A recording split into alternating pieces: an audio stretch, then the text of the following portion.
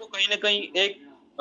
Matching दिखता होगा कि खून का कलर और इन सब का कलर, यानी कि लोहा ही है जो अपने पूरे शरीर में ऑक्सीजन फास्ट लेने में कारगर है। जैसे देखिए, आप हम लोग जब सांस लेते हैं तो बाहरी हवा में सिर्फ ऑक्सीजन नहीं है, उसमें कार्बन डाइऑक्साइड है, नाइट्रोजन है, एन नंबर ऑफ उसमें वायु है, और उसमें से एग्जैक्टली ऑक्सीजन लेना है। तो यही लोहा जो है ऑक्सीडेशन करने के वजह से ऑक्सीजन फटाफट ले सकता है। जैसे अभी हमने एग्जांपल देखा कि सफरचंद काटा तो उसमें जो लोहा है उसका ऑक्सीडेशन होता है, और लोहे को हमने पानी में भिगो कर रखा तो उसका भी ऑक्सीडेशन होता है। तो इस तरीके से ये लोहा जो है अपने शरीर में अपनी ताकत है, लेकिन अपने आजू-बाजू में जो लोहा है वो वातावरण में जो कुछ भी मैग्नेटिक पावर थोड़ी बहुत बची है उसको भी अपनी ओर खींच लेता है, और जिसके वजह से हम फिर से कमजोर हो जाते हैं। एक तो मिट्टी से कनेक्शन टूटा है, और दूसरा जो कुछ वातावरण में मैग्नेटिज्म है वो भी हमने आजू-बाजू में लोहा बिछाया है, और ये हमारे पूर्वज जानते थे कि आजू-बाजू में लोहा रहेगा तो वो हमें कमजोर करेगा।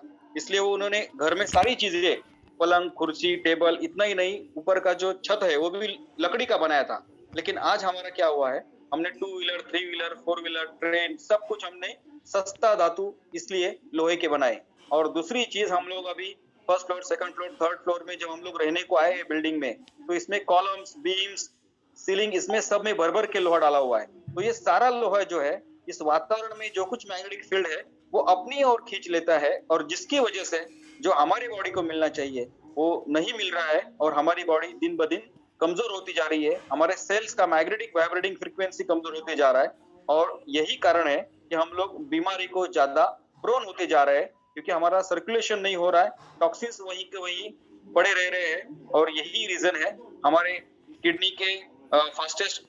डेवलपमेंट में तकलीफें आ रही है। इसी तरह से हमारे हार्ट में ब्लॉकेजेस जो आ रहे हैं, क्योंकि एक सिंपल एग्जांपल है, कोई भी पानी है वो यदि एक जगह पर जमा है तो उसमें कीड़े हो जाएंगे और उसमें चिकनापन क्रिएट हो जाता है। आज आपके घर में कोई मग है या कोई बर्तन है, वो यदि पानी में एक दिन पड़ा रहा तो दूसरे दिन देखो उसको स्टिकीनेस आ जाता है। तो यही चीजें है कि यदि आपको अब स्टिकीनेस नहीं आना चाहिए, आपके बॉडी में ब्लड का विस्कोसिटी नहीं बढ़ना चाहिए, ब्लड का प्रॉपर सर्कुलेशन होना चाहिए, तो आपका उसमें मोशन प्रॉपरली होना चाहिए, ऑक्सीजन।